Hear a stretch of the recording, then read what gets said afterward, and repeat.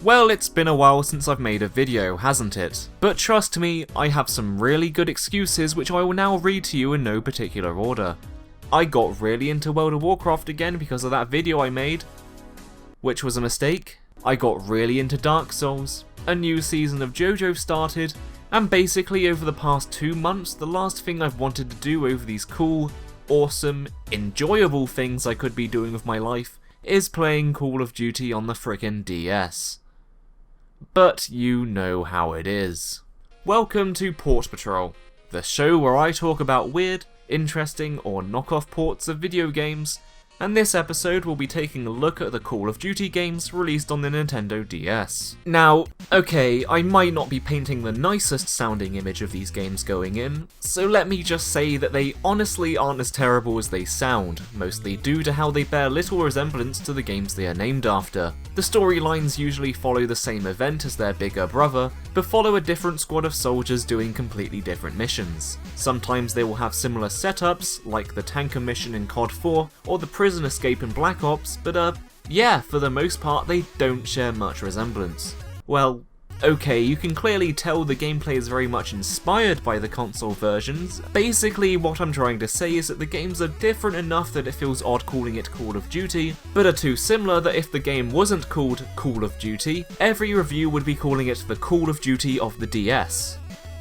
You know? The funny thing about the Call of Duty DS games is that they follow a similar trend in how good they are when compared to the originals. World at War is exactly the same as Call of Duty 4 but a little more polished, Modern Warfare 2 is a huge step up, Black Ops is slightly less good but still okay, and then Modern Warfare 3 is an improvement over Black Ops, but mostly because half of it was taken from Modern Warfare 2. The only difference is the bit where Call of Duty 4 was frickin' awful. Well, okay, not awful, just extremely not good. Call of Duty 4 is weird because everything works, but just not very well. Like, the control scheme works. You use the stylus to aim, change weapons and reload, L to fire, and then the D-pad to move, sprint, and crouch.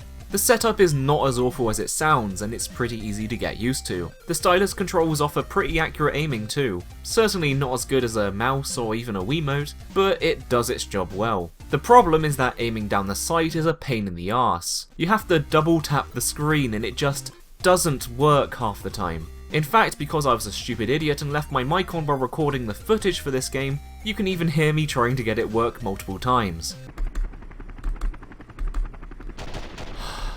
On the occasions that you do get it to work, you'll find that the ADS in this game is another feature that works.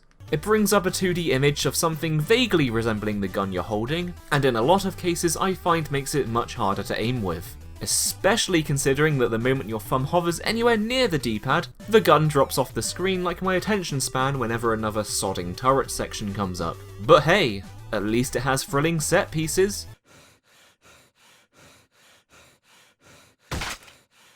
So I want you to imagine the most generic modern-day first-person shooter you can. Okay, well done, you just thought of this game. It has all the tropes and annoyances that this type of first-person shooter had when they were really popular. You know, stuff like forced turret sections, their extremely linear nature, and the almost shooting gallery tier dumb AI. Except it plagues this game like a cancer. I mean, sure, whatever, it's on the DS, what do you expect, but if you just wouldn't force me to do these bloody boring turret sections literally every mission or two, I would really appreciate it. Apart from that though, it's just your average first-person shooter. There isn't exactly anything remarkable about it apart from it's on the DS. Which is really quite a shame for this show. I mean, sure, it's a weird port, but it's not exactly interesting, is it? Because nothing screams interesting better than the worst of modern first-person shooter cliches being played with a control scheme that will make your hand cramp up after about 5 minutes of use. Even faster than that if you're emulating it, but we'll get onto that later. It laid down the foundation that the future,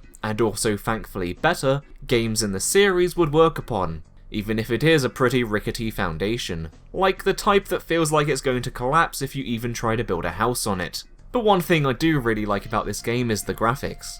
They're awful, but they're that special type of awful which somehow perfectly mimics the low poly look of an old PS1 game. And I love it. I mean, look at it. You can't possibly think it looks good, but you can't deny it's not charming either. So I'm very happy to say, happy because I had to record myself playing it for 5 hours, that Call of Duty World at War is a dramatic improvement over Modern Warfare. The game starts off pretty standardly, with 2 clones sending you around a boot camp to converse with some other clones who teach you the basics so you can join up with your squadron of clones and fight back against the Japanese army of clones. It does some pretty cool stuff with the guns, the least of which they actually had the decency to give them all reload animations this time round. Guns like the M1 Garand can only be reloaded after expelling an entire clip, and it makes that a satisfying sound that it does in every first-person shooter ever made.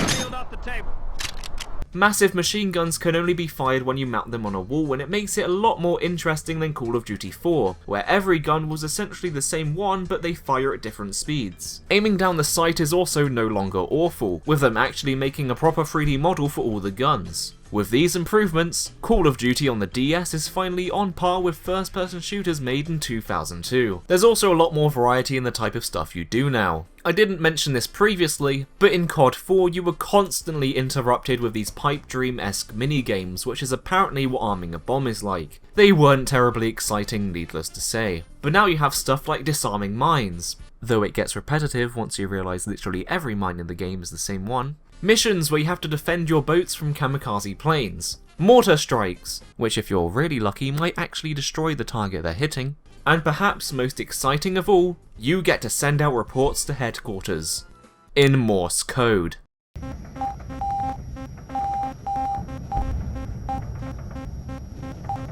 Yeah, you know, not exactly sure if this is accurate to real Morse code, but then again I also don't have enough autism to check. Alright, that was a lie, I did check, and kudos to the developers, I guess. They actually spent the time to make the Morse code correspond to the mission you're doing, which is a cool fact which I bet almost no one will care about, including me, and I spent 5 minutes trying to decipher these bloody messages only to get "village is clear." Really worth my time. If I had to talk negatives about the game, I would have to say that it is an incredibly slow one to play. I mean, obviously this is to be expected considering the control scheme. Call of Duty 4 wasn't exactly fast-paced either, but oh man, this game takes that to a whole new level. Every action in this game feels sluggish. Traversing the levels is a bit awkward, moving while aiming down the sight feels like you're just letting the wind push your character around, and aiming down the sights also adds some serious drag to looking around, which makes it feel like the very worst mouse acceleration ever made. If you've ever tried playing Fallout 3 or Skyrim on PC, you'll know exactly what I mean. Luckily the developers realised this, so the rest of the game follows at this pace. You can take a hell of a lot of damage to compensate for not being able to move as fast, and the game never really rushes you with high-octane set pieces.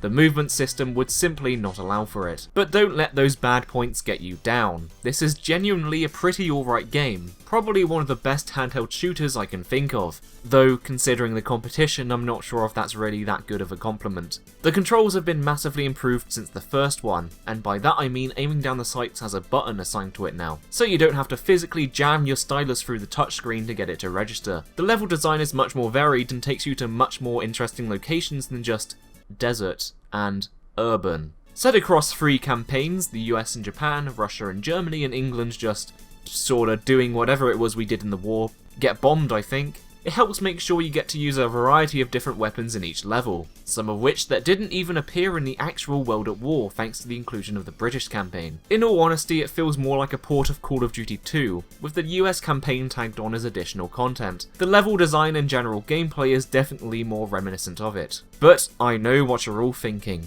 Does it have Nazi zombies? Of course it doesn't.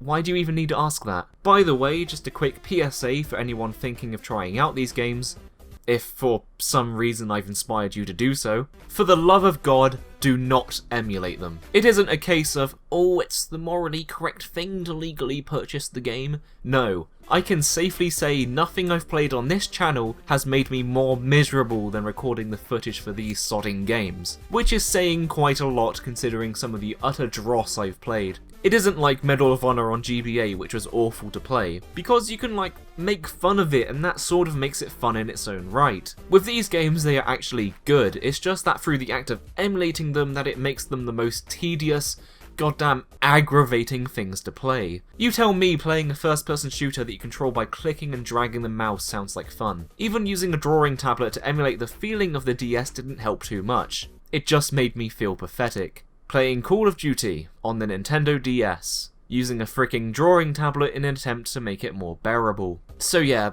original is absolutely the way to go if you can. I'm not saying you won't enjoy it emulated, it will just severely hamper the chance that you will. You can pick all of these up for like $3 each on Amazon, and that's like what, £2 in real money? Speaking of the number 2, Modern Warfare 2.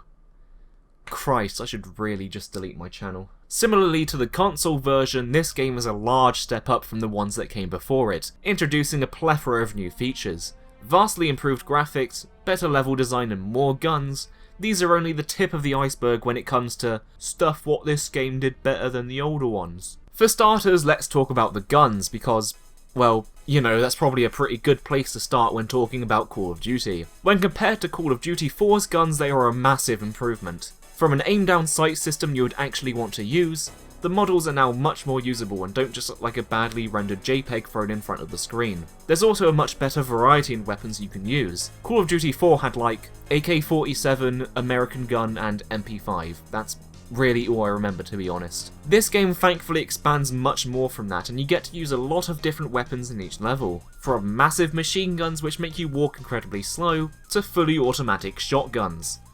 I want to make sex with this gun. There's even a cool mission where you get to control a dinky little robot on wheels, by lobbing it into windows like a miscreant and using it to spy on the people inside. Finally, a way for people like me to be creepy without having to leave the house. What is interesting, however, is that when compared to World at War, the aim-down sights have actually been downgraded. But in a good way, if that makes sense. World at War had those really detailed 3D guns, which jiggle around like a drunk woman thirsty for that D, while in Modern Warfare 2, I'm not even sure if they are 3D, to be honest. They might have just gone back to 2D like in Call of Duty 4, but it's so well done I actually can't tell. They also don't jiggle around anymore, bringing them much more in line with a normal first-person shooter, which makes them much more easy to use as a result, even if they don't look as fancy. But you know me, I'll always find something to complain about, and bugger me, what the hell did they do to the difficulty? The moment you even think of leaving cover, it seems that every enemy will instantly lock onto you and unload an entire army's worth of bullets into you. You can literally die in less than half a second. It gets ridiculous up until the point you'll spend most of your time looking at the bottom screen, just trying to figure out where the enemy is before you look round the corner, already aiming down the sights of course, crouched, gradually poking your head around the wall with careful adjustments of the D-pad, and whoops, you died anyway because an enemy just spawned off to your right and you didn't notice it. Now I know it sounds like I'm bitching about nothing, but let me tell you it is aggravating at times. With this control scheme you literally don't have enough time to react to this stuff, which led me to dying many times while recording this. It is honestly the worst part of the game for me, and I can see it being a point of annoyance for some trying to play it. I would recommend swallowing your pride and playing it on the lowest difficulty setting. Advice that I perhaps should have taken for myself, but by the time it got annoying to me, I was already 10 minutes in and God knows I wasn't going to do all that again. An interesting point of note about this game is it's the first time a sound effect from the main Call of Duty games is used on the DS. One single sound effect, used for the most useless gun in the game, the pistol. Cleared. Now, this is really weird to me because it shows that they have access to the assets made for the console versions, so why didn't they use them? Why did they make unique sound effects for every gunshot, soldier dialogue, and explosions, but then decide to use the pistol sound effect from the main games? I really don't get it. Which also makes me wonder why the games don't follow the same stories as the console versions either. I mean sure, imagining something like the snowmobile chase on the DS is something that I honestly can't even begin to imagine working, but I'm surprised they didn't even try to just use something from the consoles when making these games, instead of creating their own entire unique storyline and unique level designs for them. I suppose I should commend them for it, seeing that it shows they're not being lazy, but I also can't help but be really confused by it. Modern Warfare 2 then is by far the best in the series so far. As long as you can cope with the stupidly hard difficulty, it outperforms their previous two attempts at a handheld Call of Duty. Well, this has been going on long enough, so I think it's time to wrap up this part. Join me in part 2, where I'll be taking a look at Black Ops, Modern Warfare 3, and take a look at why they didn't decide to take the series onto the 3DS.